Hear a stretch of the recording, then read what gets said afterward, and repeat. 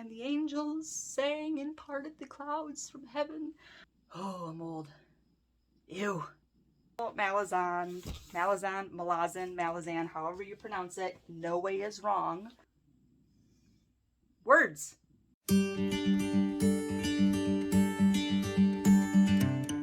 Hello. Welcome to an August book haul. This is ridiculous. We are doing a book haul, August book haul. I only have 37 minutes left on my memory right here, so we gotta make this quick. First, and this was a book that was in my words vlog, and that's gonna be Never the Wind by Francesco Dimitri. This is a standalone novel. It's kind of a paranormal-esque sort of fantasy, urban fantasy in Italy, and we follow a young boy who has slowly become blind, and the story takes place after he has lost all of his sight, and there's a little bit of paranormal stuff going on, and it's kind of a character story of him trying to figure out this new life being blind, and meeting a young girl, a neighbor, friend, old family kind of friend as well, and learning about her and her family and the history between their two families, because there was a falling out, and you find out why. It's just a cute, fun, urban fantasy, paranormal-esque little story. It wasn't my favorite. I think I gave it 3 or 3.5 stars. I'll probably be putting it in a donation bin. It's just not typically a fantasy that I would read, which was a risk buying it, and I knew that, but someone else will probably love this a lot more than I will, and I won't ever reread this, so it's probably going to get donated to my local used bookstore. Next is a really fun book, because I don't have any videos of any unboxings or openings on YouTube because I just started this this channel again, but I do have some videos on my Bookstagram, and the book that I got next is going to be The Bitter Twins Broken Binding Edition by Jennifer, or Jen, Williams, and this is book 2 of the Winnowing Flame trilogy. Book 1 is up there, you can kind of see it right there. I'm waiting for book 3 to come in. It should come in hopefully within the next 2 days or so. And this one is absolutely gorgeous. We've got our wonderful papers. Oh, it has a bookmark that's specific to the series. We take off our cover and we have this beautiful, beautiful gilded cover. So that's pretty exciting. I cannot wait to finish this series and then start the next one, which is the Licanius trilogy, right there, by James Islington, and that is one of my favorite series of all time, so I'm super excited for that to come in. That one will come in hopefully next month and be on next month's haul. Next, we have a book that I got from paperbackswap.com. Great website if you want to swap different books with people across the country, and that's going to be Stephen King's Firestarter. I have not seen the adaptation that was just made of this recently, like within the past couple months. I have never read a single Stephen King book. I was considering starting with The Stand, but it's kind of a chunker, and there's a lot of opinions about it, so I was a little nervous to start that, and so I'm thinking I'm going to start my Stephen King journey with Firestarter. A young girl who can start fires, and that's really all that I know. I know something happens with her dad, and there's like government experiments or something to the effect, which is kind of a trope that I absolutely adore. So I'm excited to start this, but I am nervous because it's Stephen King, and there's so many opinions about Stephen King, especially with his endings and everything that comes with just his writing in general. So I'm a little nervous, but you gotta start somewhere, so we're gonna start there. I don't know why I grabbed that one, because that one didn't come next. Next, I was lucky enough to see a post, a sponsored post, I think, on Facebook weeks ago, beginning of August, and it had a picture of a lot of hardcovers for a couple series that I really enjoy. And I thought to myself, there's no way that it was 2 days old. The post was 2 days old. I thought to myself, there's no way that these books are still there. They're like really popular and hard to find. There's just no way they're still going to be there, but maybe they have something else. Maybe I'll get lucky. Maybe they're still there. I don't know. So I went to this bookstore that I'd never heard of. It's about 20 minutes away from my house. So brand new used bookstore. Yay. And they still had them. And of course I found some more at that bookstore as well. The first one I'm going to talk about, and we'll get to the really fun ones that I found. The first one is going to be book 2 of The Family Spies by Mercedes Lackey, and it's I Spy. Mercedes Lackey has been a auto-buy author for me since childhood. I started reading her with Brightly Burning and the Harold Mage trilogy probably early high school, so 15 years ago or so, like 2004, 2003, 2004, maybe even before that, maybe late middle school, I'm not sure. 2003, 2004 area. And this is one of her newer series that she's got within her Valdemar series. Valdemar is the series that I read from her. I don't really read any of her sci-fi. I don't really read much of her other stuff except for the Dragon Jousters, which I love. But her Valdemar series is a series comprised of 40 or 50 plus books now. I don't remember how many.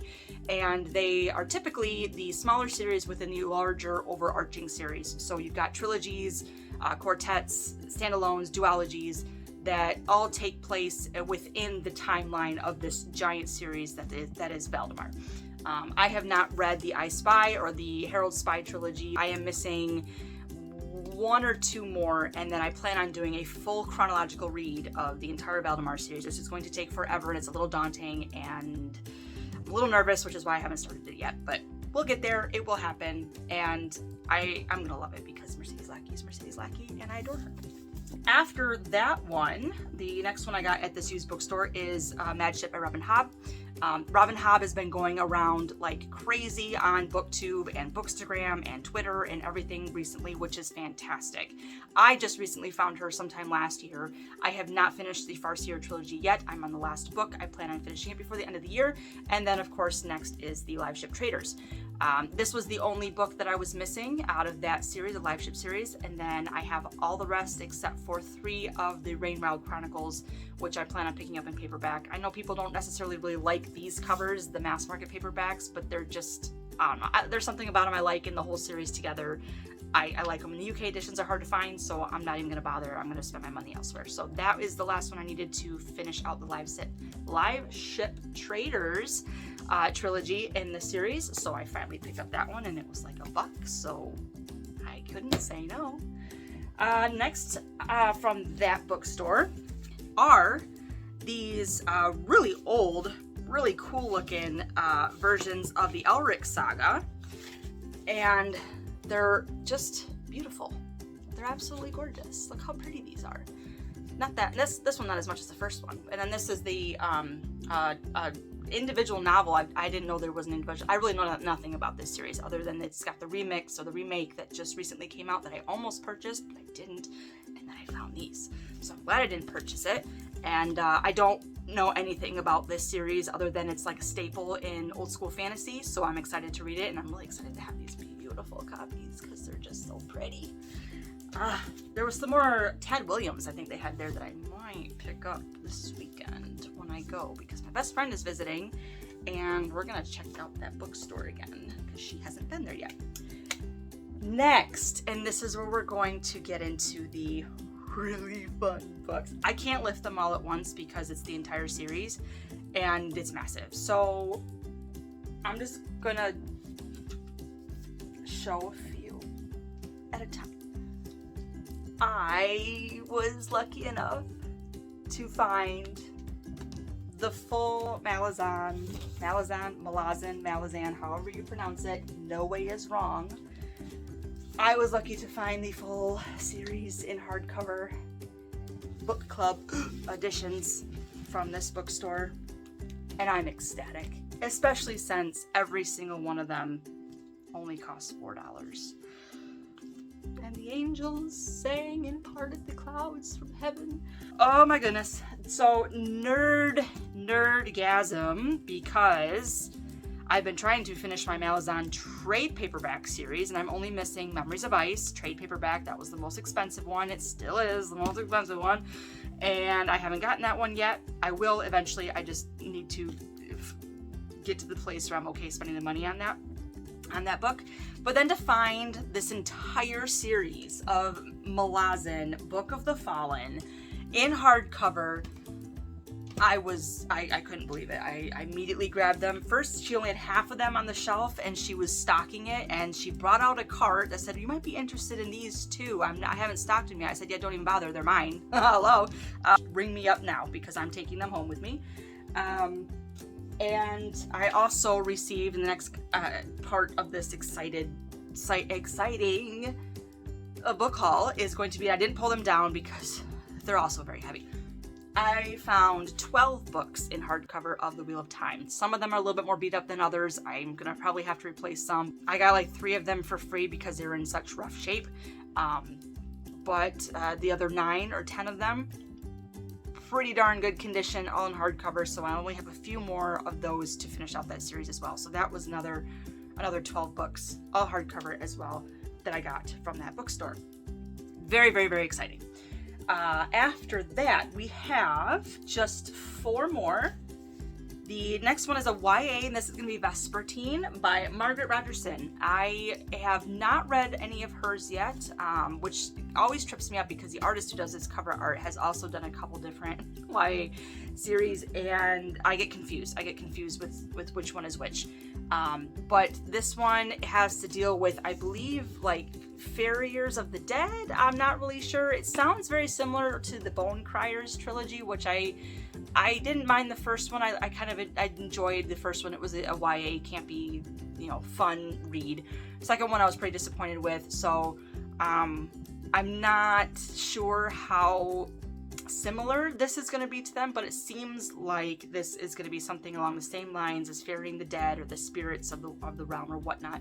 But it is a standalone, and I've been looking for any more standalones that I can find, so that's exciting. And I'm gonna read this along with some of the other standalones I have lined up so that I can do a pretty in-depth standalone recommendation video with a bunch of different options to choose from. And then we picked up something that I've been hearing quite a bit about, but also not hearing quite a bit about, and that's going to be Ordinary Monsters by J.M. Muro. And this is going to be an alternative historical fantasy, I think. Don't quote me on that. I'm probably wrong. I know it takes place in London, and it has to do with a young boy, Victorian London. Too young, well, I guess not young, 16-year-old boy and his friend who have magical powers, and that's all that I know.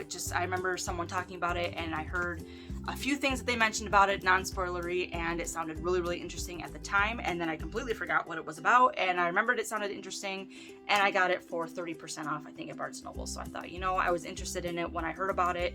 It was something I put on the list to buy at that time, so 30% off, yeah, I'll take it. Or maybe it was 50% off. Barnes & Noble's 50% off sales, 50% off hardcovers is a thirst trap. Not even kidding. Next we have our final 2, and the biggest book individually that I got this haul, and that's going to be R.R. Beardy. I don't know if I'm pronouncing that. I think I'm pronouncing it right, and that is The First Binding. Now, this is going to come with a caveat, because if you've heard about this book, you've heard probably that it is very similar to, or very much like, The Name of the Wind by Patrick Rothfuss. I did not like The Name of the Wind. I tried to read it a couple times, and I could not do it. So, that is subjective. That is not objective. Obviously, it's a very popular book, and a lot of people really, really like it. So, me personally, it was not my taste. I'm nervous about this because of how much people say that it is like that book, and if you liked that one, you'll probably like this one. I'm hoping that it also is, if you didn't like that one, that you might like this one, because I got it, and it sounds interesting. I mean, The Name of the Wind sounded interesting too. That's why I got it. That's why I tried it. I didn't start it because of the hype. I started it because it sounded interesting, and then I couldn't connect with it. So I'm hoping that I can connect with this one, because I would like to connect to that kind of story, especially one that's so beloved and so well known. It's just I couldn't connect to that one, so maybe this one will work. And finally, we have our last book, and this one is going to be T. Kingfisher's Paladin's Grace. First heard about this book from Elliot Brooks, and she loved Nettle and Bone and was going to go back through and start reading T. Kingfisher's backlisted books. And then she mentioned this one. I, of course, looked up a synopsis. It sounded really interesting. Ordered it because duh. The only thing that I really know about this book is that there's a dead god. There is a... I don't know much about this book. Honestly, I don't know really much of anything about this book. That's not a bad thing. That's okay. So I'm going to go into this one pretty much blind. I know it's about a god who's died or was killed or assassinated or is dead. I don't know. And it just sounded really interesting when I read the synopsis, and Elliot Brooks and her high praise of T. Kingfisher's writing kind of pulled me in. So, you know, if I don't like it, okay. If I do, it's her fault, and I'm okay with that. That is all the books that I hauled for this August.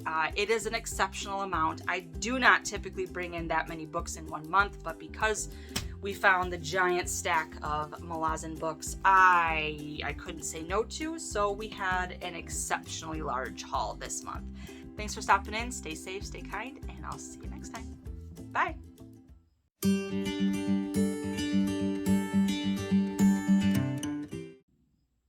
Recommendation video. Recommendation is the word. That's the word we want.